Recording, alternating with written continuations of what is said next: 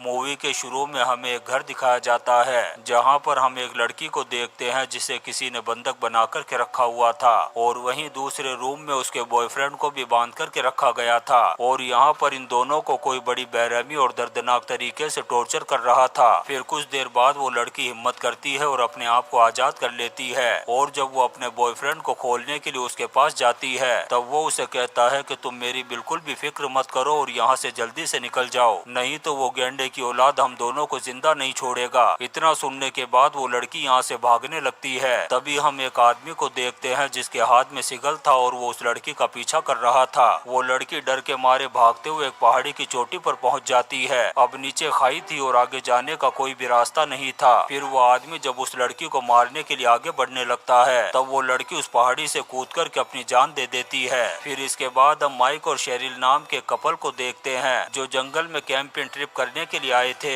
ये दोनों forest office में जाकर के ट्रैकिंग करने के लिए सबसे अच्छी जगह के बारे में पूछते हैं। तब वहाँ पर मौजूद ऑफिसर इन्हें कहता है कि तुम इस जंगल में कहीं भी ट्रैकिंग कर सकते हो, लेकिन एक बात याद रखना कि ये जंगल बहुत ही ज्यादा खतरनाक है, इसलिए तुम्हें हमेशा अलर्ट रहना होगा। अब ये दोनों जंगल में जाने से पहले अपने फोन को गाड़ी में ही छोड़ देते हैं क्योंकि ये बिल्कुल भी नहीं चाहते थे कि कोई इनको डिस्टर्ब करे। अब ये दोनों जब जंगल में पहुंचते हैं तो कंफ्यूज हो जाते हैं कि इनको सबसे पहले कहां पर जाना चाहिए। तभी इनके पास ईडा नाम की एक औरत आती है। तब ये उससे पूछते हैं कि हमें ट्रैकिंग करने के लिए सबसे पहले कहां पर जाना चाहिए। तब ईडा इन्हें बताती है कि वो इसी जंगल में रहती है। फिर सबसे अच्छी जगह के बारे में बताते हुए कहती है कि वो है टिम्बर फॉल्स, जहाँ पर जाने के बाद तुम्हें सिर्फ सुकून और शांति मिलेगी। ये सुनकर के ये दोनों ईडा को थैंक्स कहते हैं और टिम्बर फॉल्स जाने के लिए निकल जाते हैं। शेरिल इस ट्रिप को लेकर के बहुत ज्यादा खुश नजर आ रही थी। यहाँ पर माइक भी शेरिल से अपने प्यार का इजहार करता है। अब ये दोनों रोमांस करने लगते हैं। तभी यहाँ पर 3 आदमी आ जाते हैं जिनके हाथों में बंदूकें थी। माइक और शेरिल इस सुनसान और वीरान जंगल में इन तीनों आदमियों को देख कर के घबरा जाते हैं क्योंकि ये तीनों आदमी शेरिल को खा जाने वाली नजरों से देख रहे थे।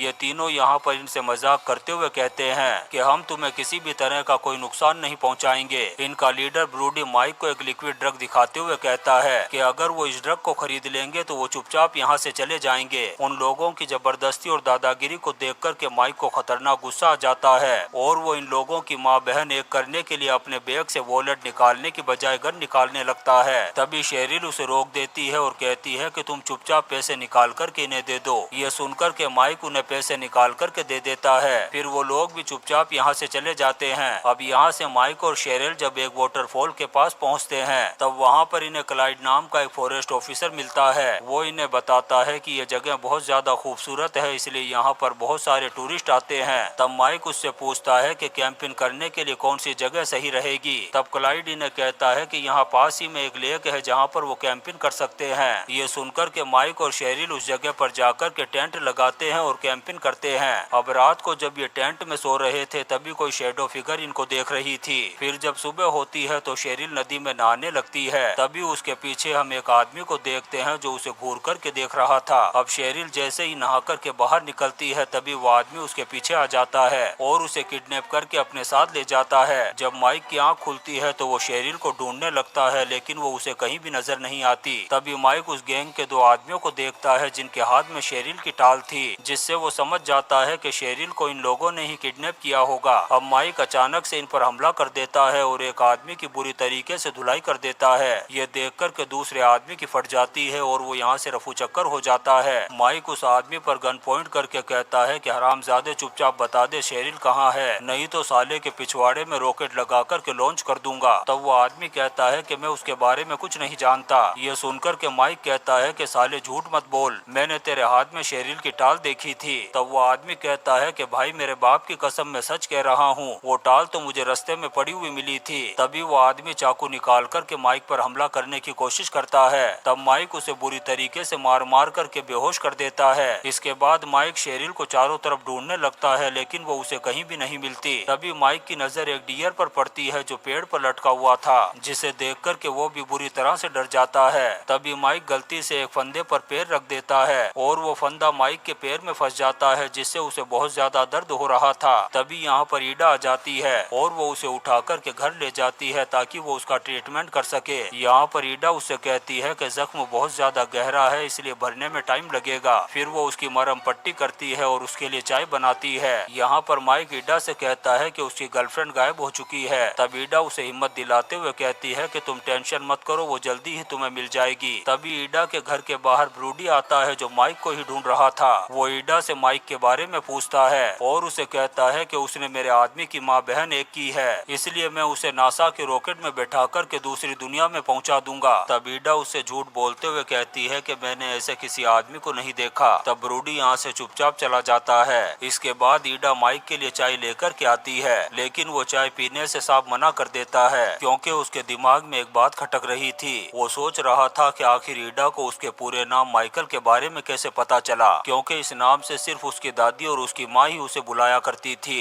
इससे माइक को लगने लगता है कि जरूर कुछ ना कुछ गड़बड़ है। तभी उसे याद आता है कि यहाँ आते वक्त उसका पासपोर्ट चोरी हो गया था जिसमें उसका नाम माइकल लिखा हुआ था। अब उसे लगने लगता है कि शायद वो पासपोर्ट ईडा ने ही चुराया होगा। फिर वो ईडा से कहता है कि मैं तुम पर भरोसा नहीं कर सकता, इसलिए मैं यहाँ से जा रहा हूँ। तभी ईडा एक रोड से उस पर हमला कर देती है और कहती है कि मैं तुम्हें यहाँ से जाने नहीं दूंगी। तब माइक ईडा की भी धुलाई करके उसे बेहोश कर देता है और उस घर में शेरिल को ढूंढने लगता है। तभी माइक को एक खुफिया दरवाजा नजर आता है जिसमें से होकर वो बेसमेंट में पहुंच जाता है। यहाँ पर माइक कुछ बोतल्स को देखता है जिसमें इन लोगों ने छोटे बच्चों को बंद करके रखा हुआ था और यहीं पर वो शेरिल को भी देखता है जिसे बंदी बना करके रखा गया था। जब माइक शेरिल के मुंह से पट्टी हटाता है तब शेरिल उसे कहती है कि जल्दी करो नहीं तो वो आ जाएगा। अब माइक शेरिल की रस्सी को खोलता है और जब ये दोनों यहाँ से भागने लगते हैं तभी अचानक से एक अजीबोगरीब शक्ल वाला आदमी यहाँ पर आ जाता है जिसके हाथ में एक खतरनाक हथियार था। वो माइक को देखते ही उस पर हमला कर देता है। यहाँ पर माइक और उस आदमी के बीच में जबरदस्त फाइट हो जाती है। तब वो आदमी माइक के सर पर एक हथौड़े से वार कर देता है जिससे माइक बेहोश हो जाता है। अब वो आदमी शेरिल को पकड़ने के लिए उसके पीछे भागता है। उधर शेरिल भागते हुए एक सड़क के किनारे पर पहुंच जाती है। तभी उसे गाड़ी आती हुई दिखाई देती है। उस गाड़ी में क्लाइड नाम का वो फॉरेस्ट ऑफिसर था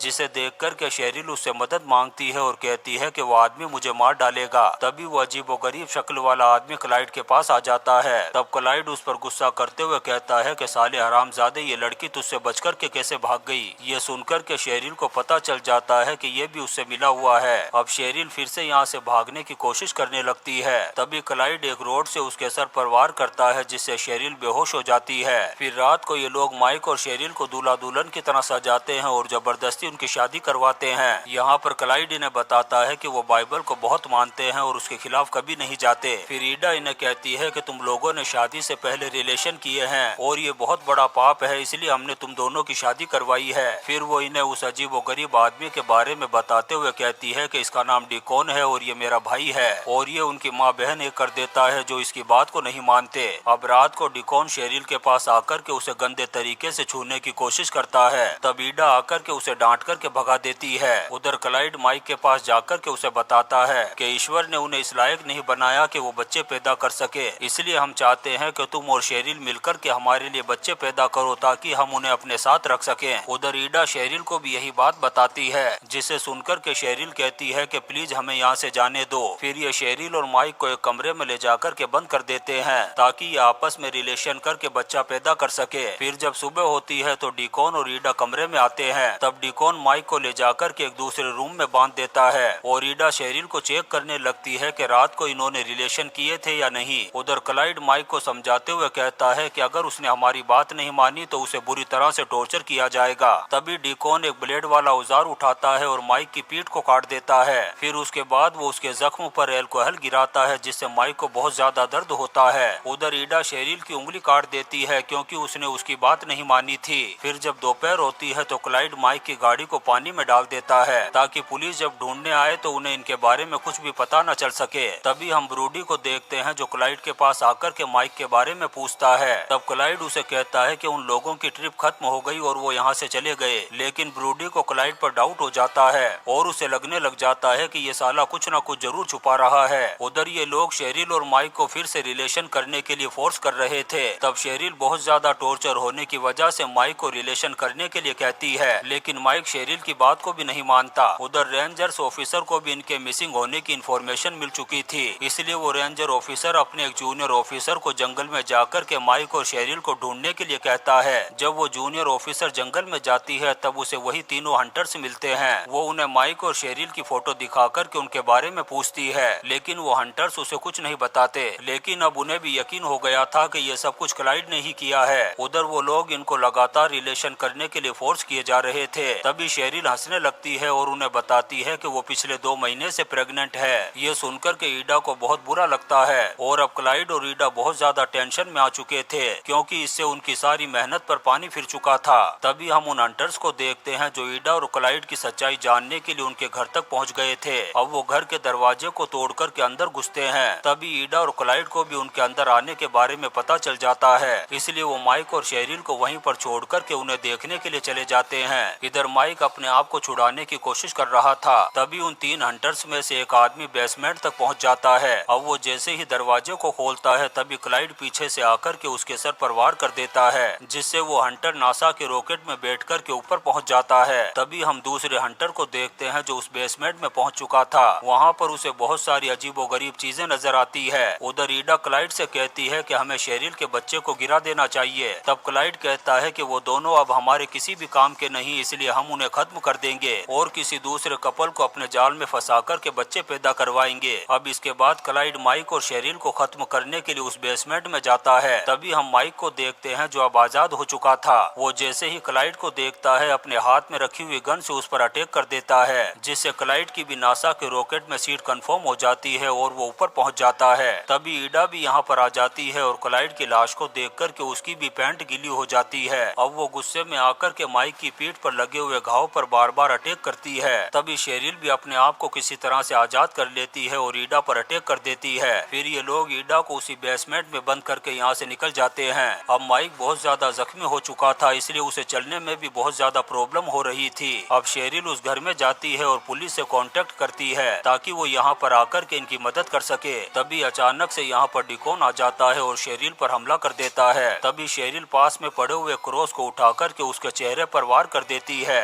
जिससे उसका चेहरा और भी ज्यादा भयानक हो जाता है। अब डेकोन डर के मारे यहाँ से भागने लगता है। तभी शेरिल अल्कोहल की बोतल में आग लगा करके उसकी तरफ फेंकती है, जिससे डेकोन नाम का ये रावण जलने लगता है। फिर शेरिल माइक के पास जाती है और उसे गले लगा लेती है। तभी हम ईडा को देखते हैं जो माइक के पीछे आकर के उस पर वार कर देती है। ये देख कर के शेरिल को खतरनाक गुस्सा आ जाता है और वो एक तलवार से वार करके ईडा का सर उसके धड़ से अलग कर देती है। तभी शेरिल को यहाँ पर एक फोन पड़ा हुआ दिखाई देता है। तब वो पुलिस को कॉल करती है और यहाँ पर बुला लेती है। फिर हमें 1 साल बाद का सीन दिखाया जाता है, जहाँ पर हम माइक और शेरिल को देखते हैं जो अब पेरेंट्स बन चुके थे। वो अपनी छोटी सी बेटी को रूम में सुला कर के वहाँ से चले जाते हैं और इसी सीन को दिखाते हुए ये शानदार मूवी टिम्बर फॉल्स खत्म हो जाती है। दोस्तों हम